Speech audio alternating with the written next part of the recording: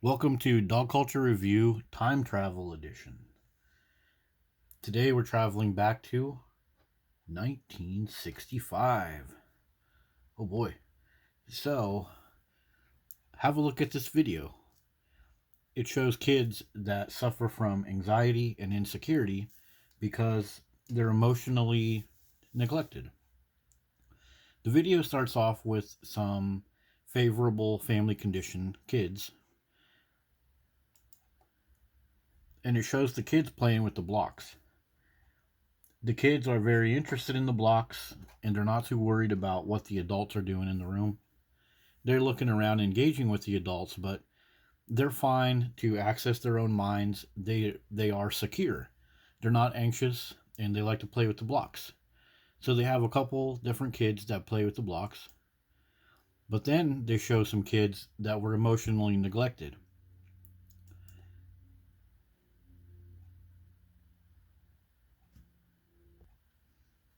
Here is one. So the kid is anxious. The kid is nervous about what's going on in the room and needs constant approval and needs to constantly adjust their behavior because they're concerned about what is going on around them in their environment. So they're nervous and anxious. With this example, the little girl here is very nervous and looking around at the adults, trying to figure out what's going on, and the not feeling secure enough to just kind of hang out and play with the blocks. So have a look at this video in your own time. One of the things that they talk about, emotional deprivation provokes not only anxiety, but it's well known to psychologists, but also inhibits the child's exploratory instincts and curiosity in new objects, and may result in autism in most serious cases. So why would I look at a video from 1965 to talk about this? Because we already know this. In 1965, even in 1930, when they did the monkey sister experiment. An emotionally deprived child is anxious and constantly worried about what's going on around them, and they're not able to engage in their own thoughts and feel secure. So does dog culture do this type of thing to kids? So let's have a look at a dog bite prevention for kids video to help answer this question. Just nibs, but nearly 800,000 people require medical attention because of a dog bite each year. When children meet a friendly dog for the first time, teach them to offer an outstretched fist for the dog to sniff before petting them. Okay, so the kid has to do a bunch of things. The kid has to worry about what's going on with the dog. How do I put my hand? Where do I put my hand? How do I act? Etc. So on and so forth. And always pet under the chin. Patting a dog on the head could be seen as a sign of aggression. So don't touch the dog in any kind of certain way, but definitely touch the dog this way. So the kid has to have like a little decoder card on them. And dogs run up on you and run their head into you anyways. There's no way that a little kid can follow all of these rules. You're creating a nervous child that has to constantly worry about what's up with the dog. If you stare at that dog, that could be seen by the dog as a threat. If you smile at that dog, you're showing your teeth. That could Okay, so don't look at the dog, don't stare at the dog because you don't want to show your teeth. Dogs are constantly showing their teeth. Makes no sense. be seen as a threat. Well, other tips to prevent dog bites: never allow a child to put their face near a dog's face, never lunge at a dog or back it into a corner, and look for signs that the dog is uncomfortable: a tense body, an erect or slowly wagging tail, or yawning and licking their lips. Okay, so pretty much stuff that dogs do all the time, anyways. So your little kid is supposed to be running around on super high alert for all this stuff. This is the time in their life when it's time for them to learn, to play with blocks, explore the world.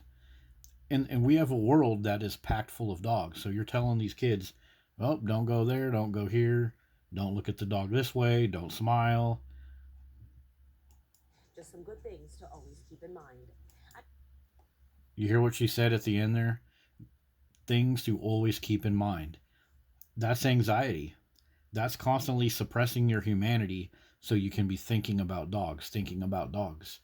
Always keep in mind, the kids shouldn't have to be running around being concerned about dogs. They got their own learning and developing to do.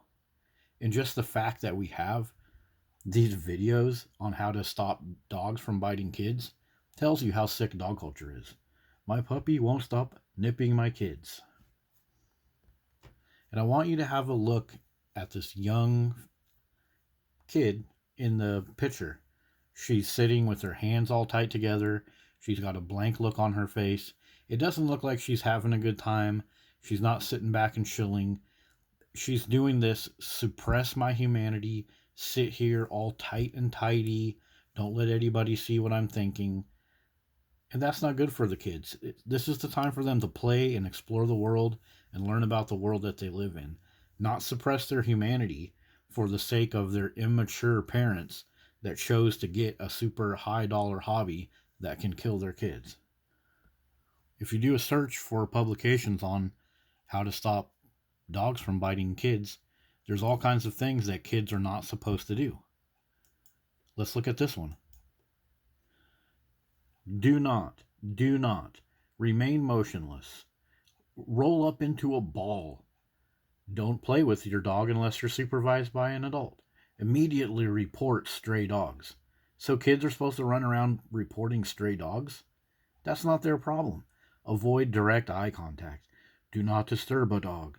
Do not pet a dog with the dog allowing you to sniff you first.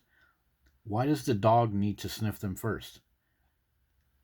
They're assuming that everybody wants to pet a dog, so they're throwing the sniff it first in there as a little segue. If bitten, report the bite. Well, no kidding. And what's so sick about this is that we are telling kids to not do all these things in order to prevent a bite. But then we put kids with dogs. Your parents and society has decided to put you with dogs, but then it's your fault for all these bites. They're setting themselves up for failure. They will have all these rules for the kid, then the kid will get bitten after being forcibly put into dog propaganda pictures and other situations, and then they can come back and look at all these fake rules that they made, and then they can say, oh, well, the reason the kid was bitten is because of one of these 500 rules that we made up to prevent dog bites maybe wasn't followed. So they're setting these kids up for failure. They're setting them up to suppress their own emotions. And how is that going to affect them later in life when they're sitting somewhere and they know something isn't right, or they want to say something, or they have an emotion they want to share, and you've trained them to suppress their humanity all their life just for the sake of a dog? So that has been our time travel to 1965. I think dog culture needs to travel back to 1965 when dogs were out in dog houses and kids were in the house getting to do fun stuff without being bitten by dogs. And there's a lot of interesting stuff. I'll point at this video right here. Toddlers regulate their emotions to avoid making adults angry. So this dog culture is creating insecurity, anxiety, and probably narcissism too, because you're teaching this kid to control the outer world by suppressing its humanity, by pretending. You're making them be liars and pretenders and be deceptive. You want to play and you want to do stuff? No, pretend like you don't want to. That way the dog won't bite you. This is very sad, and dog culture preys on children, and it starts from this little age right here.